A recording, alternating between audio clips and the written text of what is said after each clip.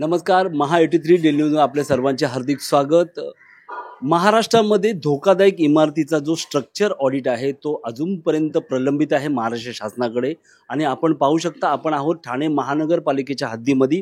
ठाण्यामधील या कोपरी गावातील ही धोकादायक इमारत आहे आणि या धोकादायक इमारतीकडे प्रशासन, लोकप्रतिनिधी, पोलीस प्रशासन लक्ष देत नाही. त्यामुळे येथील नागरिकांचा जीव धोक्यात असल्याचा येथील जे रहिवासी आहेत ते आपल्या सोबत जोडलेले आहेत आणि त्यांचं म्हणणं आहे की ही जी धोकादायक इमारत आहे लवकरात लवकर पाडली गेली नाही तर आमच्या जीवाला धोका आहे.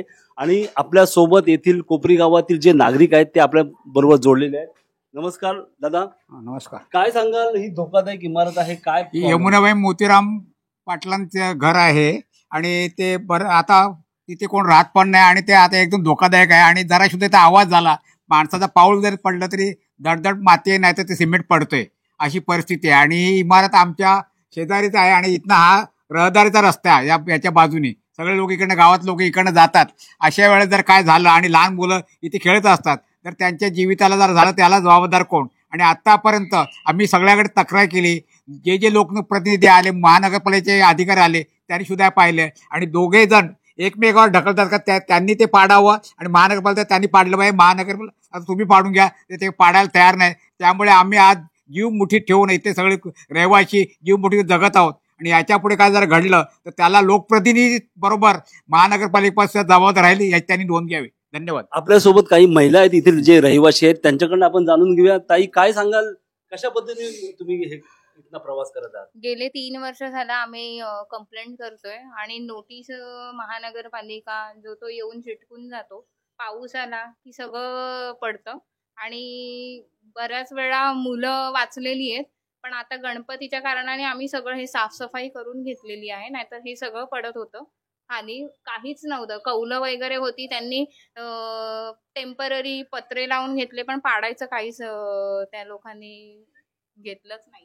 आपण पाहिलं की धोकादायक इमारत आहे आणि त्या धोकादायक इमारतीच्या सोबतच हे रहिवासी पण जगत आहेत, जीव मुठीत घेऊन जगत आहेत. काय पुढे तुमची अशी पत्रव्यवहार करणार आहात शासनाकडे? आम्ही शासनाकडे अशी विनंती करतो की हे कमी कमी जास्त झालं तर आम्ही शासनाला आणि पोलिसांना धरू, महापालिकेला जिम्मेदार धरू आम्ही आणि त्यांच्यावर आम्ही काय कारवाई करायची करू. आणि जेवढे नगरसेवक वगैरे प्रतिनिधी आले ते फक्त येऊन बघतात आणि हा अर्ज करा, हे करा, ते करा एवढंच बोलतात. आम्ही त्या मालकाकडे साहेबांना घेऊन गेलो होतो तर ते साहेब सांगतात मालकाला तू तोड. मालकाला ते वेळ ऐकत पण नाही तोडायची आणि माल दुसरीकडे राहतो, त्याच्यामुळे त्याला काही गरज पडलेली नाही आहे. आणि उद्या आम्ही इथे राहतो आणि आमचं येणं जाणं ह्या इथूनच आहे. त्याच्यामुळे आमच्या जीवाला, आमच्या मुलांना जाम धोकादायक आहे. त्याच्यामुळे लवकर महापालिकेने कारवाई करावी. प्रथमतः मी हे आपणास कळू इच्छितो की काही महिन्यांपूर्वी मी महापालिकेला एक पत्र दिलेलं की त्यामध्ये त्या बिल्डिंगची सद्य परिस्थिती, त्याची छायाचित्र, त्याच्यासोबत जोडून त्या बिल्डिंगच्या बाबतीतल्या सगळ्या गोष्टी मी त्यांना डिटेलमध्ये दिलेल्या. त्यावर त्यांनी कोणत्याही प्रकारची कारवाई केलेली नाही आहे आणि ते फक्त चालढकल करत आहेत. तर त्याबद्दल मला खेद आहे की ती बिल्डिंग ज्या सद्य परिस्थितीत आहे तर डोक्यावर, सर्वसामान्यांच्या डोक्यावर एक बोलतात ना मृत्यूचं सावट आहे. कारण त्या पूर्ण एरियामध्ये लहान मुलं, वयोवृद्ध तसेच स्थानिक लोक सतत ये जा आहे. वर्दळीची ती वहिवाट आहे. तर ती बिल्डिंग जर पडल्यास किंवा त्यातून कोणत्याही प्रकारचं आपत्ती ओढवल्यास किंवा कोणाचा मृत्यू झाला किंवा काही झालंच तर त्याला महानगरपालिका प्रशासन जबाबदार राहील का? काय सांगाल? तुम्ही इथे बघत असाल हे पत्रे सुद्धा आम्हीच लावलेत, कारण इथे एक विंडोज होत्या त्या ओपन होत्या आणि याच्यात कुत्र्यांची पिल्लं मेलेली होती. खूप घाण, खूप म्हणजे किडे बिडे सगळं इथे, हे सगळं आम्ही सहन करतोय. गेली 20 वर्ष इथे कोणीच राहत नाही, पण याच्यासाठी किती लेखी अर्ज दिले आम्ही. महानगरपालिका फक्त सांगते पाडण्यासाठी तुम्ही खर्च करा. आता हा खर्च आम्ही करायचा आणि अपघात झाल्यावर तुम्ही याची जबाबदारी कोण घेणार? यांचं सर्व आम्हालाच. तुम्ही मालकाकडे काही पत्रव्यवहार वगैरे केलं का? मालकाकडे आम्ही महापालिकेच्या माणसाने घेऊन गेलो होतो, साहेबांना घेऊन गेलो होतो. महापालिकेवाले काय बोलतात? महापालिका साहेब त्यांना सांगतात की तुम्ही तोडून घ्या म्हणून. मालकाला तुम्ही तोडून घ्या. मालक बोलतो माझं एवढं ऐकत नाही, मी तोडू शकत नाही.